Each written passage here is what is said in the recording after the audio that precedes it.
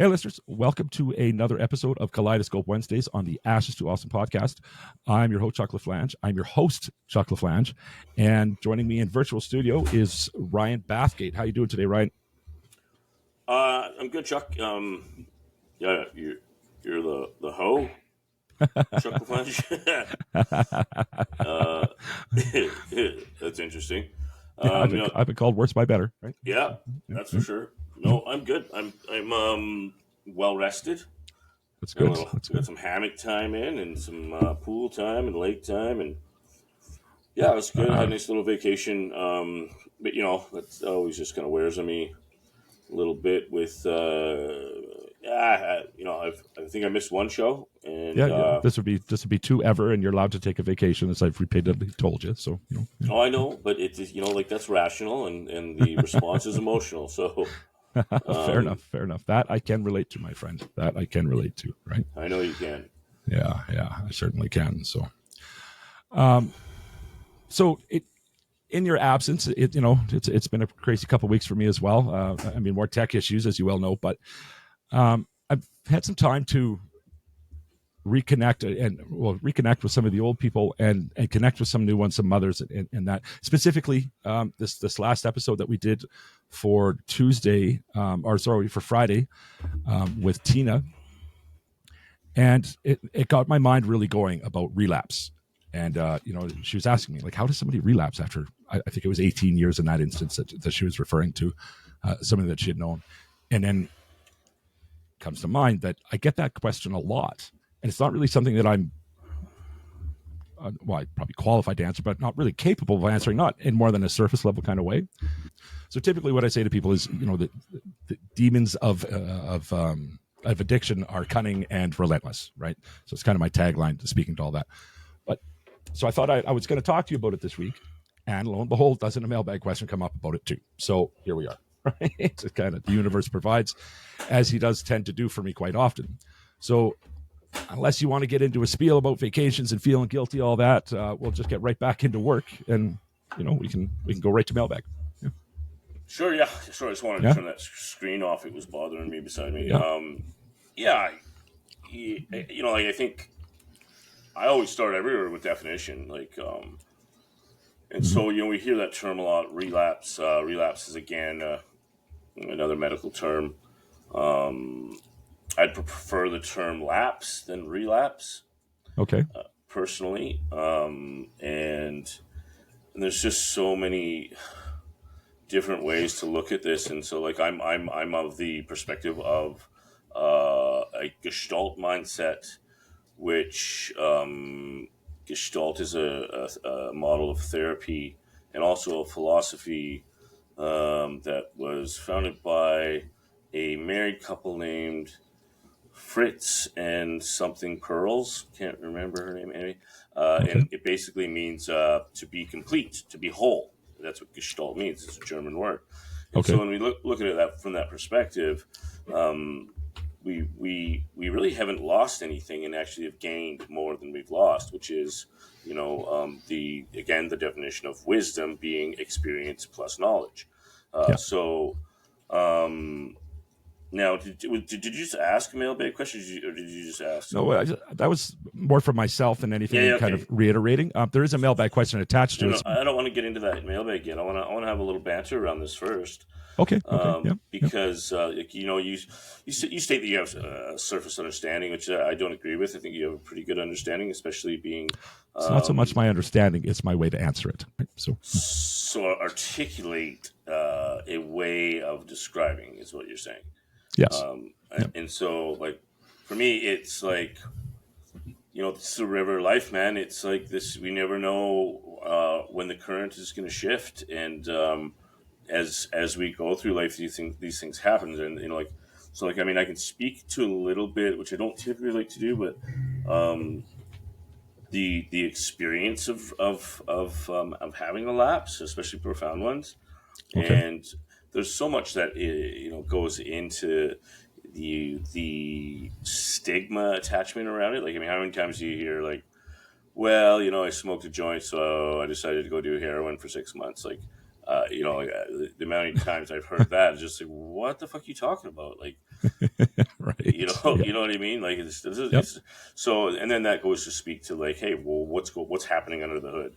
Like, what is it that you've decided to take this thing and run with it? And so, relapse is a symptom. Um, Okay.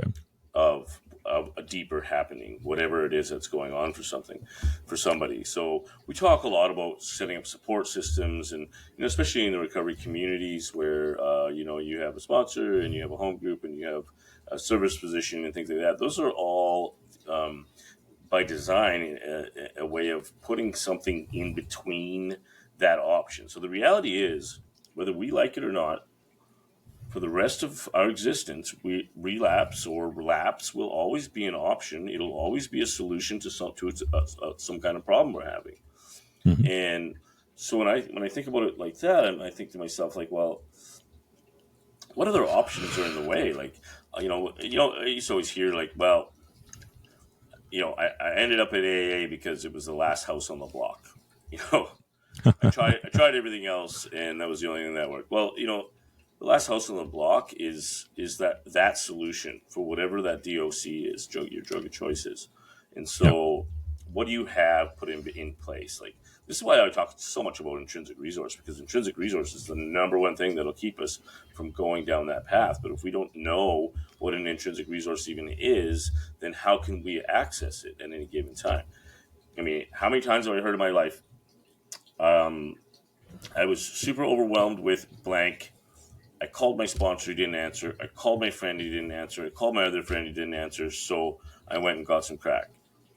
You know what I Right. mean? Like, Yeah. Yeah. like Yeah. it's like how does that equate into a rational thinking? Well, the reality of that statement is you're going to get a crack anyway, whether it was today or next week. Yeah. You know what I Yeah. mean? Like there was already something going on. So, so for you mean the question you get from parents is like, they had 18 years and they used again and like, can you explain that to me, Chris? Is that the question you're getting? Yeah. That was kind of a generic one. Typically, though, it's I don't understand why she was doing so well. Mhm. She's gone again, right? Or Right. he had years under him or whatever. And I guess that not understanding is when we're high and when we're in active use, you're high, so you're not thinking straight. You're not whatever, right? That being the rationale. You've got a little bit of clean time, even 6 months, a few months under your belt. Now you understand that you have a better understanding of the consequences of picking up that crack pipe, Hmm. or and so what a parent doesn't understand is like, how is that possible? Why? Like, Yeah. what causes that? Yeah. And I think that question is probably rooted in some sort of blaming of themselves. Uh, Not that anybody said that directly to me, but that, I'm just guessing that that's probably. well, yeah, I think it's always a part of it. Yep. Like especially with parents, they want to.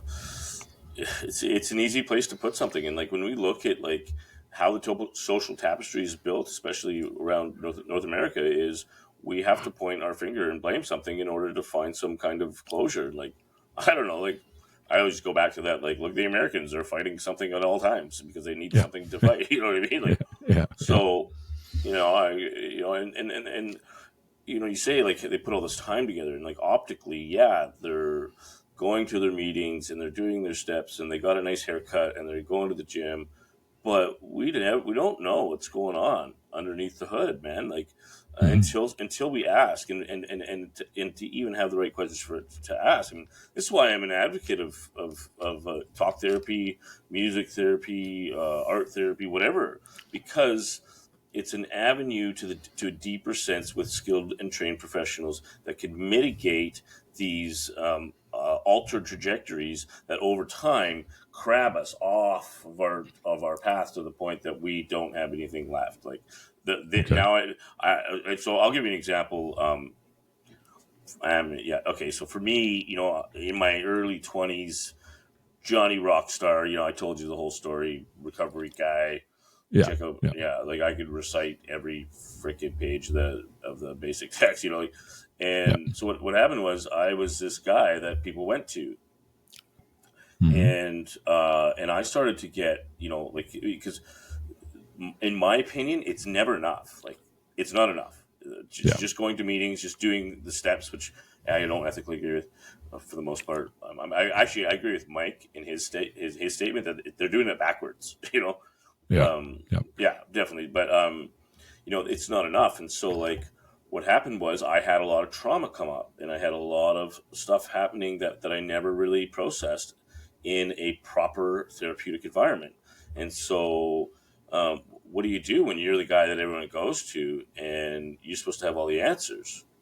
Hmm. Well, what I did was I found a way to form a resentment, and I did it mostly through my own actions, and then I pushed myself away from that community of support, and Hmm. eventually it was inevitable. I mean, I well, I don't want to get too deep into what I did, but I I decided a good way to make money was, again, the illicit Colombian brokerage agencies, Yes. Yes. and Yes.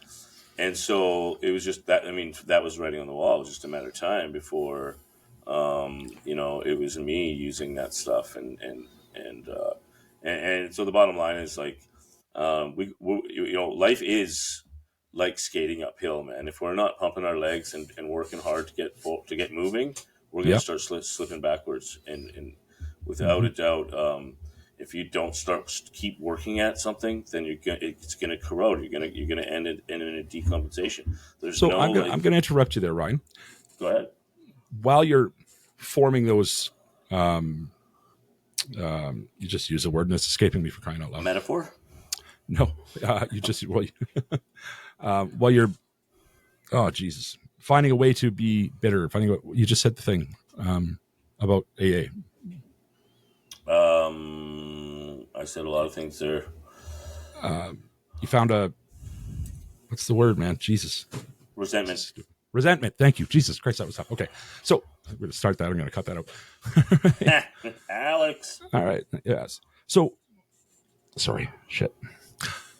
So while you're forming that resentment towards AA, do you have the self-introspection to see that that's what you're doing? Do you realize it No. at the time, or are you aware enough of what's going No. on, or no? No? Okay. Complete retrospect. Okay. Yeah. So one of my questions I'm always asking people. So yeah. Yeah, I know, and it's actually a really, really good question. It's again, it kind of ties back to that life in motion thing that Yeah. I know I've harped on about the moment that my daughter came and hugged me after coming home from work and realized that this is a moment I'll never forget, and I was in it while it happened. Like, Yeah. that to me is just like the beautiful gift of life, that if we can practice that skill. And so, like, it was one of those things that if I would have realized what was going on, then I would have been like, oh shit, I'm destined to a path that I probably won't like. And to be honest with you, like, how can I sit here and say that I would have done it any other way? Because again, back to the whole wisdom thing, it's experience and knowledge, and I wouldn't have either of those things if I didn't form that resentment, if I didn't lack in compassion, if I didn't under, like, at the time I didn't understand my intrinsic resources. And what was Yeah. happening was I was getting a lot of validation from, and I'm going to be really frank here, just sleeping with a lot of women. And that's Yeah. what I was doing. Yeah. And eventually it caught up to me, and that's where the resentment came from, where, you had a bunch of girls getting together going, oh yeah, I slept with them. You did? I did too. And then ironically enough, I turned a few down, and those were the ones that would, like, they would see me at a meeting and be like, I can't even believe you show your face here. And that's exactly word for word what a woman said to me one time. And like, like, she invited me over to coffee, it turned into a massage, and then I was like, I'm gonna go home. And she was like, what? Yeah. And so then I was like, you know what, fuck you guys, and Yeah. I'm done with this garbage. And then and then it was like, well, I think I'll smoke some weed, and then that turned into, I'd moved home back out here. I was in Toronto at the time, Yeah. and then I started moving packs around, and then hanging out in the wrong places, and like a man that I'm very fond of, who's passed on now, my stepfather, Big Al. He used to say to me, "You spend enough time in a barber shop, you're gonna end up with a haircut," and that's exactly what happened. Yep. Nah, Yep. yeah. Yep. I even Okay. had hair then too, so. All right. All right. All right. So Yeah, so I don't know. I don't know if that like answers your question. The bottom line is that it's not enough. We got to keep going. We got to keep working. yep. And if we can find a way to make it, that other old saying, "You love what you do, you never work a day in your life." There is Yep. a way to live this life that does not feel like work. That Mm-hmm. doesn't feel like we're always having to like carry a load or dragged around a whole bunch of shit from our past. Like we don't have to Yep. live like that. I mean, if we ask ourselves that question, which none of us really do, the answer is going to be, yeah, I don't want to carry that around, so fucking let it go. Yeah. Right. Yeah. You know what I mean? Like, Yeah. and if we're looking at yesterday is gone. Like, so Mm-hmm. why are we holding on to it? And it's a question I ask to a lot of clients is like, how is it serving you? And like, let's not pretend it's not, because a lot of our shit that we carry around, it does serve us in a way, because what it does is it gives us a reason to be a victim. And as long as I'm a victim, I won't grow, but I will have somebody that'll listen to me. I'll have somebody that's going to say, "Oh, that must have been hard for you. Oh, that must be so difficult." And you know what? Like, and maybe it was hard, and maybe it was difficult, but process it, go through it, and let it go. Life is way too short, man. Way too short. Yeah. Yeah. Yeah. Right. So, okay. But that definitely helps. Kind of. I do have the mailbag question that I'd like to introduce right now because it's directly related to this. Sorry? What do you mean, kind of? Like, well, it doesn't. So if I'm a mom, you haven't really answered that question. Okay. Why did somebody relapse? If you're a mom, okay. The answer to that is everybody is doing their best in a really difficult situation, and all we can do is we have to trust that the universe is going to work itself out the way it's supposed to, and even if that means in fatality, that's the way it was supposed to happen. Suffering is always going to happen, and suffering is a choice. And those that have put the time in and then had gone back out, they learn a lot from that. A lot. Like I never ever once had a lapse that I didn't appreciate or I didn't learn from. And it sucks going through. But we have to trust that this is part of the path. This is part of the journey. And most of it, like again, you bringing that stuff onto ourselves. So like, it's not anybody's fault. There's no need to blame anything here. All we have to do is put our trust or conviction into the path and into the journey. Because I know it's not easy, man. Like getting off fentanyl ain't easy. Getting off crack, it's not easy. And look at the numbers. How many people do it the first time and never do it again? Yeah, not very many. That's for sure. No. But the other side of that is like, my last one. I went on a bender and I called up my buddy. So I fucked up again, and he said, "Well, just get back on the horse." Yeah. And then I was like, "Shit!" And I thought about this idea that life is a series of lessons, and those lessons can be often mistaked as mistakes. And the only mistake we can make is giving up or not getting in the arena, to quote Teddy Roosevelt. Yeah. So that's what I would say to a mom. It's like you just keep loving. Yeah. The only thing you can do is you just keep loving them, and remember what love looks like. It's not love is not enabling. That's not love. No. Even if you have to learn how to love from afar. Yeah. All right. That definitely clears it up a bit more for me. It's just kind of, I guess I was looking for more for an easy answer to give a mom, right? So you're asking me that? Well, you got to ask somebody, right? Now, for a quick public service announcement. One of the best ways to reduce stigma is with education. If you still have questions that we haven't answered on today's show, you can learn more about Together We Can's education group at twcrecoverylife.org. Hi everybody, this is Carl with today's public service announcement about naloxone, or, as it's more commonly known, Narcan, a medication that can help save the life of somebody experiencing an opioid overdose.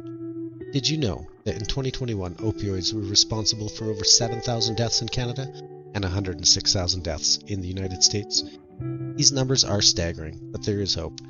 Narcan is a medication that can reverse the effects of an opioid overdose and help save a life. Narcan is available for free at participating pharmacies and harm reduction centers across Canada, and is also available without a prescription at most pharmacies in the United States.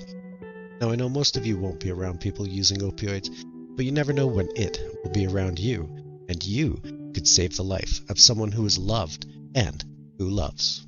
Okay. So we're back for the break, and before we get on to the next question, I just want to let the listeners know that if you have questions for Ryan in one of these Kaleidoscope Wednesdays, you can send them in via email, ashestooawesomepodcast@gmail.com. You can comment on Facebook if you come into the Ashes to Awesome page or the RBK Ryan Bathgate Kaleidoscope page. You can also ask them in the questions on comment. You can also ask them on YouTube in the comments. I will make sure that every single question does get addressed, so long as you're not being ridiculous. So, okay, then I'm going to ask Brooke's question now because I said that I would. It does relate to what we were just saying. So, well, here it is. Let's just go with it. So, Brooke, sorry. Sandra from Brookhaven, Georgia. That's not Brooke's question. Brooks is a city. Okay. Says, in your opinion, what role does a support system play in maintaining sobriety, and how can loved ones effectively support someone in recovery to minimize the risk of relapse? Oh, I wish I had that in front of my face. Okay. So I can read it to you again. Yeah. No, I'm gonna because there's parts here. Okay. So first part is, what role does the community play? Does a support system play in maintaining sobriety? Okay. So, let's go back to what it is to be human. Mm-hmm. We are pack animals, so the support system is everything. We talk about, again, how many things do I have in place between me and that solution of whatever that is, that drug is, that's going to change the way I feel, or alcohol. Okay. And so the first thing we have in place is our intrinsic resources. The next spot is our support system. Our support system is everything, but how is it built? I mean, so these are the questions we need to ask ourselves. It's like, do I even have a support system? Do I call it a support system? Am I honest with them? Mm-hmm. Do I tell them the truth? Do I check in with them? Do they check in with me? Do I care about their well-being? Do they care about mine? I would really assess what the richness and value of that support system looks like, because it is essential, absolutely essential. Yes. You know what I mean? I'm having a problem. I'm going to call my friend guy. But I do have a guy that I call. Yeah. Like me and Devo, that's our thing. And we can go weeks without talking, and then spend 2 hours on the phone talking about our shit. And we have a lot of similar issues. Lisa's part of my support system. And so are you, as a matter of fact. So it's an extremely important one, but I think it's also important to define what that means for you and put that into action, live that action within that support system. I always say, whatever you don't maintain disappears. If I don't change the oil in my car, the car disappears. If I don't call my friend disappears. If I, whatever it is, if I don't clean my shoes are going to fall apart and disappear. Everything takes maintenance. And so that's why I always say, you never know when you're going to say your last words to somebody. That was losing my sister. I learned that. And so I always say, I call my buddy, just literally an hour ago, text a good friend of mine, I love you, pal. That's it. 3 words. Yep. Four. Can't even count. So you have to count that on your hand just now? Yeah, I did. I did, yeah. So, but and the reason I'm doing that is because he's important to me. And I don't have the time for a big long conversation about that, but I can sum it up in a couple words. Okay. Yeah. Okay, so that's the support system, extremely important, and build a healthy one, and build a transparent one, build one built on values. One of my main things for me and my support system, you want to get into that support system, you got to have integrity. You don't have integrity, I'm sorry, I don't have time. Oh, and that's fair. Yeah. Okay, so then... the second part of the question, I feel like you've answered it, but if you want to add more to it.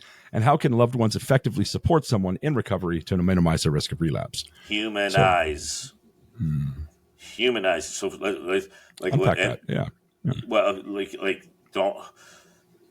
don't. I'm not going to start with don't.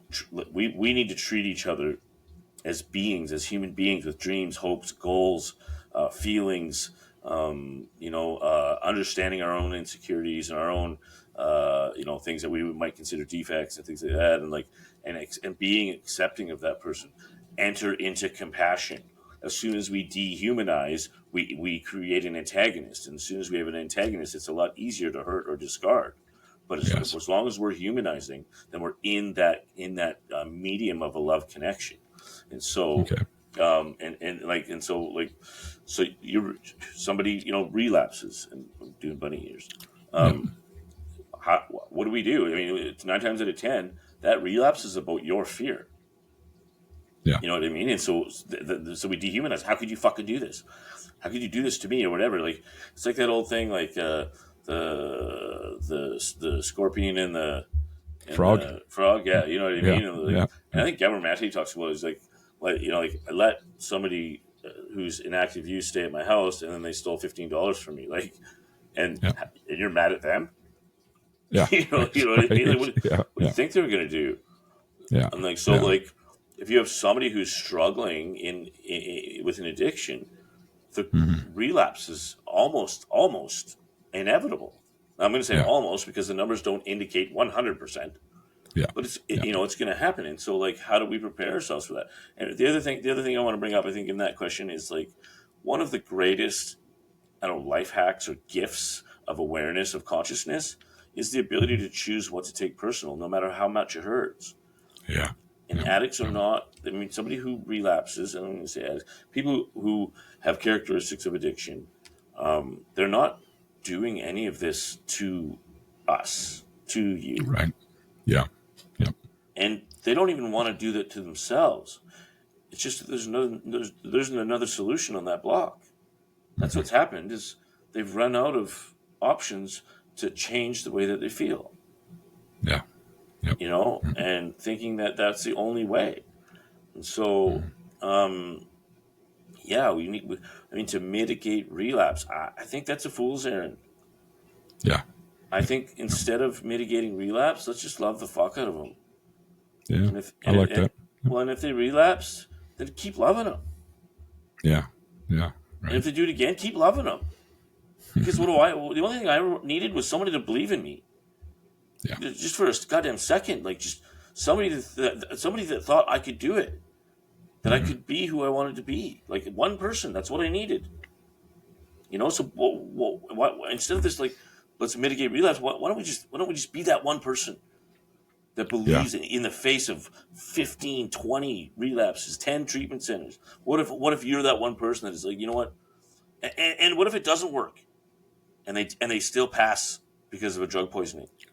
And at least you get to know 2 things: A, their suffering is over, and B, you did everything you could to love that person. And when they left, you can guarantee one of the last thoughts they had was that person loved me. Yeah. Yeah. You know what I mean? And so I just don't. It's not in our control whether somebody uses or not. What is in my control is my ability to treat them like human beings. Yeah. Okay. What do you get? All right. What happened there? Yeah. What do you mean? I don't know. Did you get? No. Do you have an emotional moment there? Yeah, I did for a second. Yeah. Right. Yeah. I wasn't sure if you were bored or emotional. Couldn't tell. No. I was just thinking about some of what you said there, right? And moms. My week is full of loved ones, right? So. Yeah, it is. And so, do you want to tell me a bit about that? I just. I was just sitting here considering that, when it doesn't go right and when they do pass, and at least the suffering is stopped, and it's so true. But it's certainly not something I'm going to say to a mom. It's not in the moment anyway. But I have. Yeah. And maybe it is something I should say. I don't know, right? The idea of it gets me quite emotional, though, right? So, It is, man. But I mean, there, it's.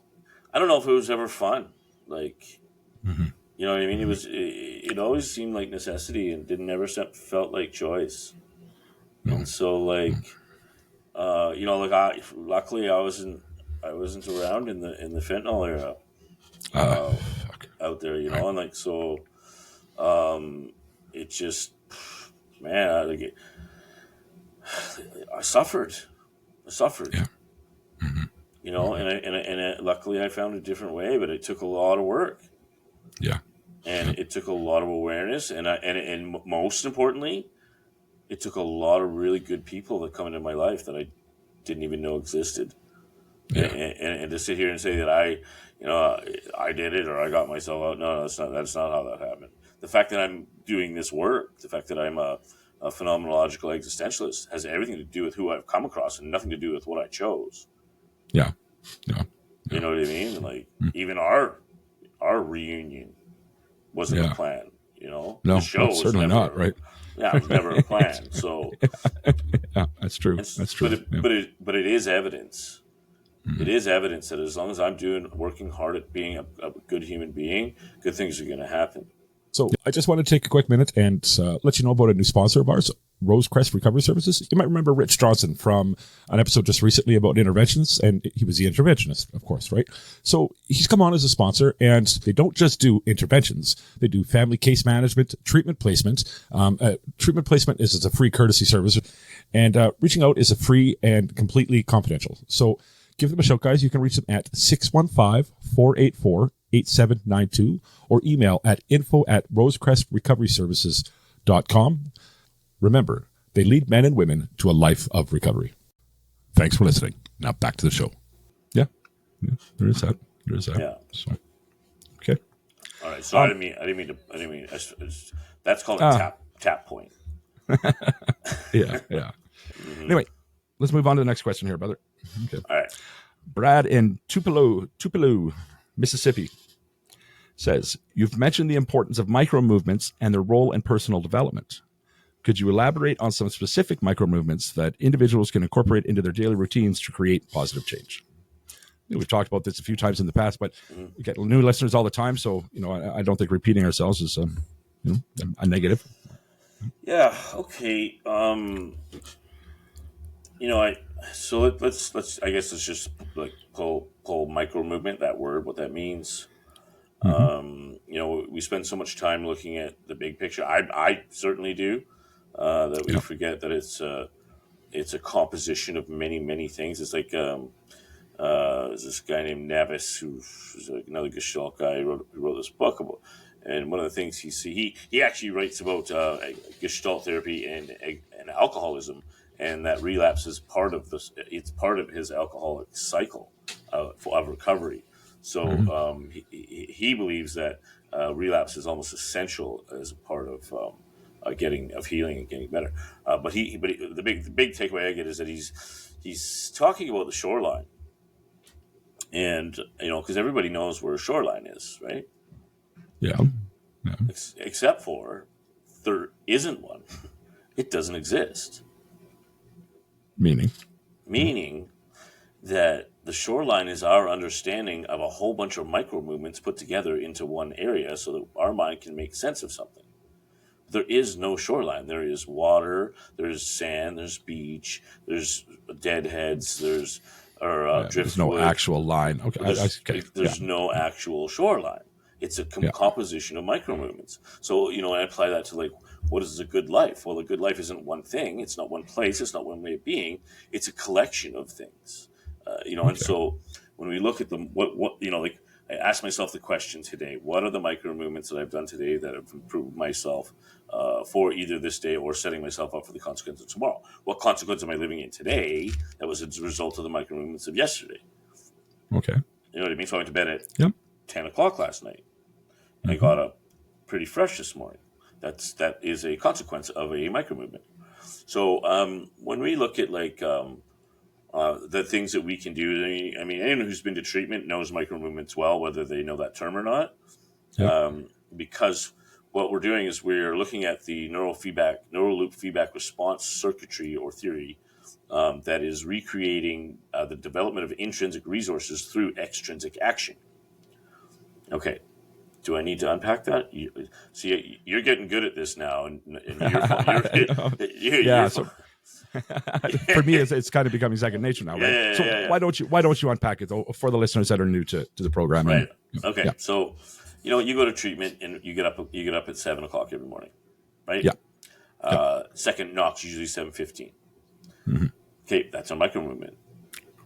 That is creating. So if we think, okay, I'm going to expand a little and come back. Okay, so safety is consistency and structure. That's how we make safety within our lives.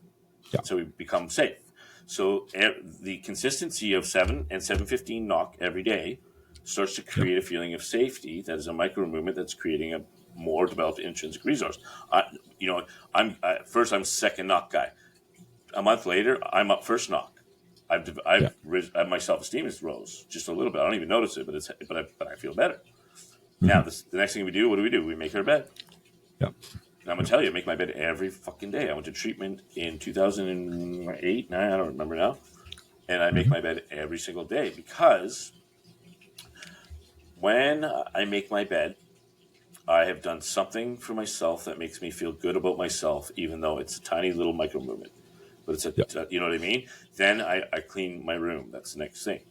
And I have everything in. So then when I walk out of my room to go do my chore, I look back and it feels right. It feels at home. It feels like it's in alignment.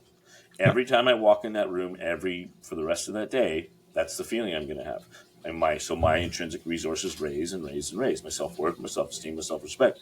It goes up and up and up. I go do my chore. I do the best of my ability. So it starts off. We used to do the system where you go like, I don't know, excellent, satisfactory, and needs improvement. I think improvement needed. So of course, you start off. You get INs all the time. And then you're like, fuck you and fuck this. And you learn how to not take things personal. That's what I would use the INs for. So somebody did something wrong, I'd be like, well, you didn't do the best you could. So you got the result of what your not best looks like. So what an opportunity for tomorrow. Mm-hmm. And so they gave me a bunch of excuses. Like, well, I'm like, listen, I don't want to hear any goddamn excuses. Like, last thing in the world I want to hear is excuses. Here's what I want to hear. Tomorrow will be a better job. And that's a commitment. Now we're playing on your integrity. Yes. Yeah. So the next day they do the job, they do it to the best of their ability. They get an S. So I say to them, "Do you feel like you did the best you could?" They say, "Yeah, but I still got an S. What does that matter?" Yeah. Who cares what someone else thinks it is? You know you did your best. That's the feeling you walk away with. You know what I mean? Somebody else's judgment. That's an extrinsic. What's the word I'm looking for? Oh, I just had it in the tip of my tongue. You were in the same boat today, aren't we? Force. Dependency. There you go. Okay. Whenever I'm dependent on the external world, I'm opening myself up to hurt that's out of my control. Yeah. So, or judgment or shame. So, anyways, okay. So you make your bed every day. And then that's in the treatment world. So you do that. You do your group. You do everything the same day. So in your regular life, when we get out there, the importance is, I think, is to create the micro movements that create a level of consistency and structure in your life that brings safety and allow us to be in a different side of our brain to access creative thought or dreams and goals. And that's how we elevate our existence into like this potential access, is by creating enough safety that we don't have to be in a defensive mode. And once we get out of it, when we're out of the shit and we're out of the street or whatever it is where we were, let's face it, we're in fight or flight response 90% of the time, and it's exhausting. Yeah, it is. It is. Yeah. And it lacks consistency and structure. Mm-hmm. The whole world, what I mean? Like, the whole drug world or illicit market world lacks consistency and structure because there's no regulations. There's there's fucked up people on psychosis, all this weird shit, So I say every morning, make your bed. First thing, every morning, make your goddamn bed. Yeah. Clean your room, clean your house. So that every time when you come home from work, you walk into your sanctuary. Yeah. Not chaos. And then when you leave that building, when you leave your room, you leave your house, your extrinsic resources have raised. Now you're heading into the world with more confidence, more self-worth, more self-esteem. Yeah. I think micro movements like going to the gym, playing guitar, hitting golf balls, doing the things it is that you want to do for you that make you feel good about who you are from an internal sense, from an intrinsic place, not what, like, don't go to the gym because you want to get laid. I Yeah. mean, do that if you want, but it ain't going to do nothing for your self-worth. Probably quite the opposite, because you're going to have an expectation that you will be disappointed. But if you're doing it because, like, I love the gym because it gives me time alone in my head to be able to focus, and I use it as a grounding exercise. So when I do a set, I feel every muscle in my motion, and I try to focus on that. Right. So there's no yesterday, no tomorrow. And then maybe we eat better. Maybe we set a schedule for sleep that we are comfortable with. And then when we have that foundation of safety set, that consistency and that structure set, then we get to live in the part of our brain that's fun, that joy exists, that vulnerability exists. Then I start now I want to reach out and start making connections. And I want to start to connect with people with confidence, people with people that I'm attracted to, because when I'm in that space, people are attracted to me, and it just goes hand in hand, And so, and then I want to dream, and I always say, dream as big as you can. Just do not put an expectation on it. If you think that you can be the president of the goddamn galaxy, then go there. Start working towards that. Maybe if you have no expectation, you will not be disappointed. But I can guarantee you, if you do nothing, nothing will happen. Yeah. Yep. You know what I mean? And so we set the structure and the safety and the foundation so that we can start being the right side of our brain, where we're thinking about creativity, we're setting goals, we're thinking about capacity, we're thinking about potential, what I can do with my life. Maybe I could go back to school. Maybe I could get my red seal. And I like to, what I honestly did, dude, was I was like, when I started learning about this shit, I guess I was like 34, and I was like, okay, Ryan, I questioned, it was that whole success thing. I questioned what success was to me. Success just came basically down to being authentic and having authentic connection. When I made it that simple, life got simple. So then, I started to think to myself, I was told I wanted to make a lot of money. I was told I wanted to be seen like I was, I don't know, respected, and I thought that was through fear, and then, but I was like, no, hold on a second. No. Mm-hmm. What I want is I want to own something for a family that I want to have. Yeah. Simple. Yep. And so I set that goal, and the universe did its work. Mm-hmm. And if you can see in behind me here, can you see right back there? Hold on. Yeah. See, where's my camera? See those pictures right there? Yeah, I see the bottom, the frames there. Yeah, the frames there. So those are Father's Day cards made by my daughters. That's my daughter's kindergarten graduation in the middle, and then that's my master's graduation in the bottom, and then me and my wife and my two kids on the top at the same master's ceremony. Okay. Yep. And so and she's standing at her graduation in front of our front door of the home that we own. Like, who would have fucking thought that anyone would have gave me a goddamn mortgage? So much for rent. I thought I had the worst credit in the world, and somehow it got better. And in a short period of time, I never thought I would own anything, man. I drove a PT Cruiser, $58 a month in gas. Part-time cruiser, right? Oh yeah, it had the turning radius of a freaking Seville. I know that about them. Yeah, they're awful. Yeah. Oh, it was awful. It was awful. Yeah. But I mean, the other thing is, so I was running the floor at that time. Yeah. And this guy, one of these guys on my floor, comes in and he's like, "Man, you must have some game, because I don't know how you got her driving a PT Cruiser." And the reality is, I think she's blind. Yeah. Hasn't figured it out yet. Yeah. I'm still waiting for that. Yeah. All right. Is that it for questions, or? Yeah. That's all I got in the hopper here.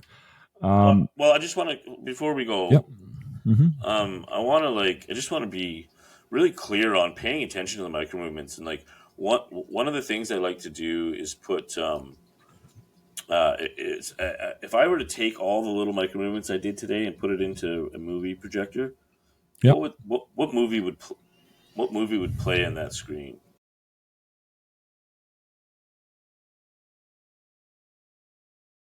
What would what would my movie look like for that day? Like, so like, you know, the thing, like, have I done anything like secret? Have I done anything that's shameful? Like, you know what I Yeah. mean? Like, whoa. Mhm. So would it be a nice show?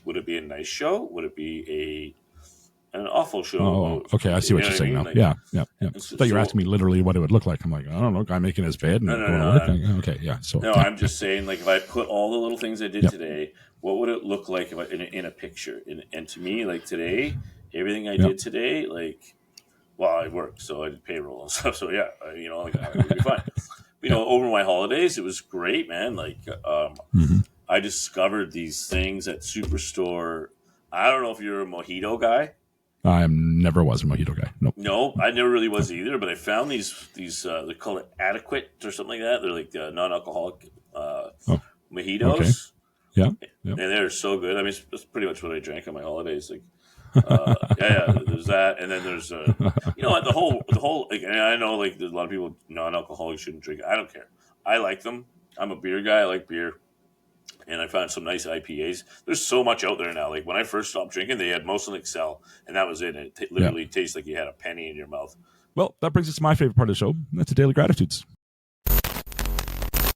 Today's Daily Gratitudes are brought to you by Yatra Treatment Centers in Phuket, Thailand. They are a clinic run by clinicians, not a business run by businessmen. And they know that where addiction is the smoke, trauma is the fire. Learn more at yatracenters.com. That's yatracentre.com. What do you got for us today there, Ryan? I'm grateful for rest and relaxation. I'm grateful for vacation time, and I'm more than anything like I got to spend a week with my family every day, and like that's something I've been longing for. And so I'm super grateful to have the opportunity to be able to just hang with my Yeah. girls for like 10 straight days. Yeah, so yeah, it's been great.